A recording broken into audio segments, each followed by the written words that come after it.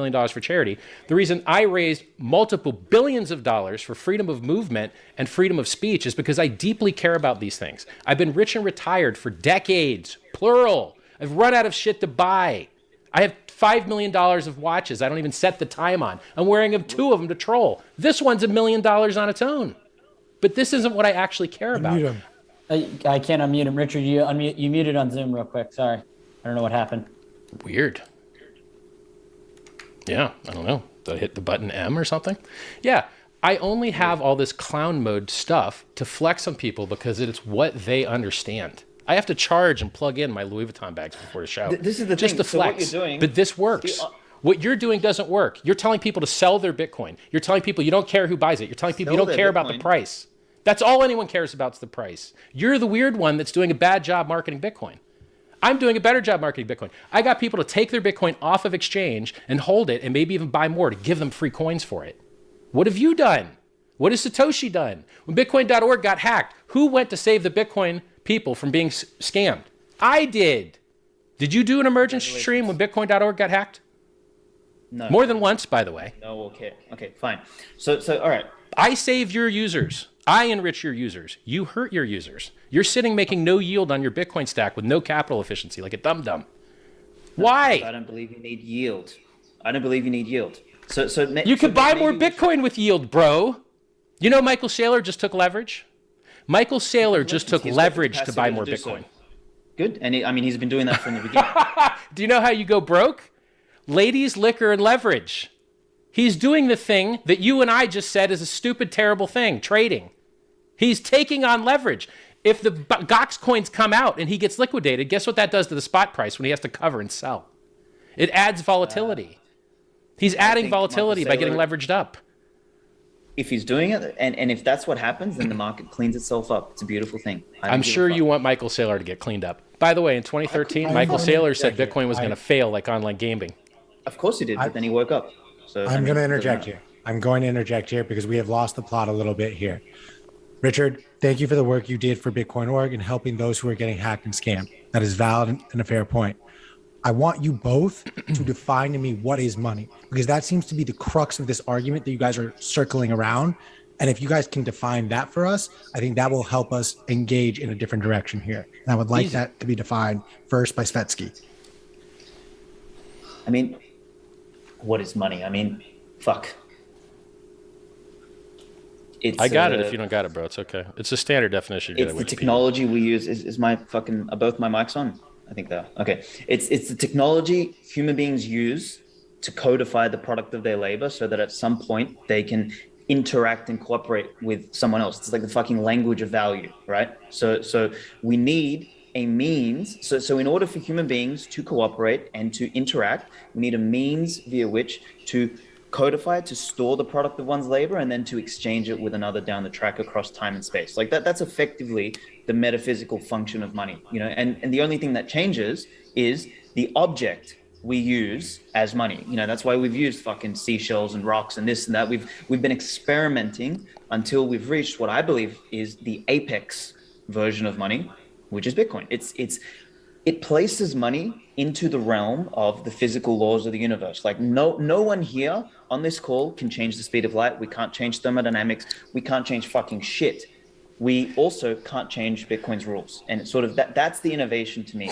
It's not about getting fucking rich. It's not about, making pumper fucking mentals. Like, that's not the premise here.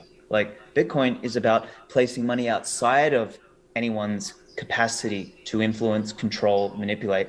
And as a result, it puts people on a level playing field. And I don't mean a level playing field for some fucking goal of equality. I mean that then people can actually compete fairly without fucking leeches being able to, who don't add value, be able to fucking enrich themselves at the expense of everyone else, which is the whole fucking problem of fiat. Like that's why Bitcoin is replacing fiat, is that these clowns, like the fucking nursing home, Bidens and Jay Powells and fucking Lagardes of the world, they add zero value to society, but they still enrich themselves by leeching productive capacity from the rest of the world, by creating money supply out of nothing. That is the whole fucking problem we're trying to solve by placing money outside of everyone's hands. So that's my frame And that's where I start. And that's the problem that we're trying to solve, not trying to make fucking people rich. I don't give a fuck about people being rich. If you're going to get rich, go and do something fucking useful, not fucking sit there, trade shitcoins. Like, it doesn't make sense to me. So anyway, that's my point. Richard, same question to you. My pleasure. The standard definition you'll pull out of Wikipedia for what money is it's something that is durable. You can tell that it's not counterfeited. You can split it up into a bunch of parts. You have some hope that it maintains its value. It's scarce. So scarce, divisible, durable, that's all fine and good. But what we've seen is that everything that people call monies today suck. They're terrible. They have basically lifespans of 50 years, which are fiat currencies. They all go to zero over time. They print them out of thin air, which steals from savers. It causes boom and bust cycles of misinvestment and malinvestment. You give the money to the wrong people, it empowers a military-industrial complex. They don't have to pass war taxes, so they go and blow people up constantly with money that was stolen from the people, but people don't realize it stole from them. And then I've got unique takes on this that other people have never heard of before, which is why I'm a thought leader. So imagine a world where you've driven up all the prices by printing money out of thin air, stealing all the value from the money people tried to save. Now they have to pay capital gains tax if they sell something because it has fake gains on paper, and you tax them on the theft. So first you steal the money of their value, then you tax them because the fake value went up on the, quote, gains. And then if if they magically get wages, it kicks them into higher income tax brackets.